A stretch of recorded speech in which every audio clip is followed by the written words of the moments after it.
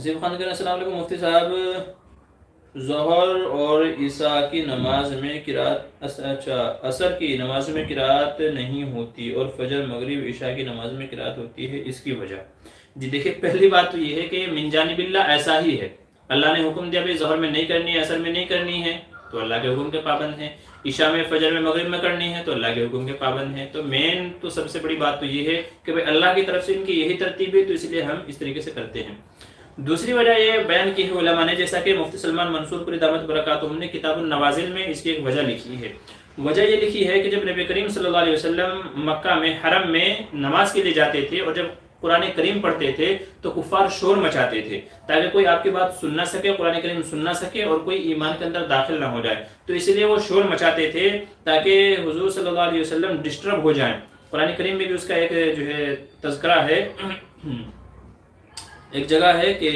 وہ یعنی اس کا ترجمہ یہ ہے کہ یہ لوگ بہت زیادہ شور مچاتے ہیں اس لیے تاکہ لوگ ان کی باتوں کو نہ سن سکے، تو اس لیے یہ شور مچاتے ہیں۔ تو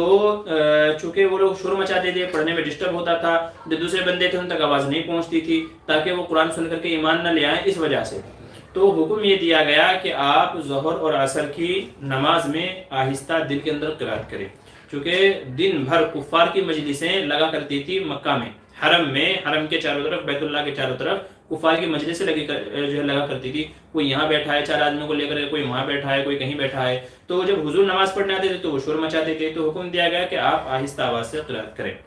مغرب میں وہ لوگ کھانے میں چلے جاتے تھے کھانے کے لیے، عشاء میں سو جاتے تھے، فجر میں بھی سوئے رہتے تھے۔ تو مغرب، عشاء، فجر یہ تینوں نمازیں ایسے ہیں کہ جن میں کفار مکہ کی مجلسیں حرم میں نہیں ہوتی تھی، بیت اللہ کے آس پاس نہیں ہوتی تھی، تو کھانے میں سونے میں وہ لوگ اسی میں رہتے تھے، حرم میں ہوتے ہی نہیں تھے، تو اس لیے کہا گیا کہ اب جو ہے سکون کا وقت ہے، اب اطمینان کا وقت ہے، تو بلند آواز سے قرات کی جائے، بلند آواز سے قرات کی جائے۔ ایک تیسری وجہ اس کی مولانا اشرف علی تھانوی رحمۃ اللہ علیہ نے یہ لکھی ہے کہ دن کا جو وقت ہے نا وہ مصروفیت کا وقت ہے،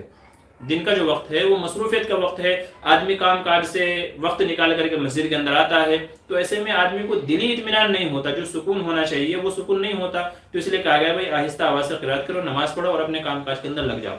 رات کا جو وقت ہے، مغرب کا، عشاء کا، فجر کا جو وقت ہے وہ ایک دم اطمینان کا وقت ہے، ذہن، دماغ، دل سب چیزیں سکون میں ہوتی ہیں، اور قرآن کریم کو پڑھنے کا مزہ تبھی ہے کہ آدمی بلند آواز سے جب پڑھے گا، کانوں کو سنائی دے گا، کانوں کے راستے سے وہ دل کے اندر بات جائے گی، تو آدمی جب اپنی پڑھی ہوئی قرآت کو سنے گا، سمجھے گا، دلوں کے اندر اثر ہوگی، یہ جبھی ہوگا جب دل بھی پرسکون ہو اور دماغ بھی پرسکون ہو، تو یہ کیفیت رات کے اندر پیدا ہوتی ہے، اس لیے کہا گیا کہ رات میں بلند آواز سے قرات کرے۔ جو رات کی نمازیں ہیں، مغرب ہے، عشاء ہے، فجر ہے، اور جو دن کی نمازیں ہیں ان میں چونکہ سکون نہیں ہوتا، اطمینان نہیں ہوتا، چونکہ ذہن ہمارا کام کاج کے اندر لگا ہوا ہوتا ہے، جس کام کاج کو چھوڑ کر کے آئے ہیں، تو وہ مزہ نہیں آئے گا، تو اس لیے کہا گیا کہ دن کے نمازوں میں آہستہ قرات کریں اور رات کی نمازوں میں بلند آواز سے قرات کریں۔ تو یہ حکمت اور یہ وجہ بیان کی ہے علماء نے۔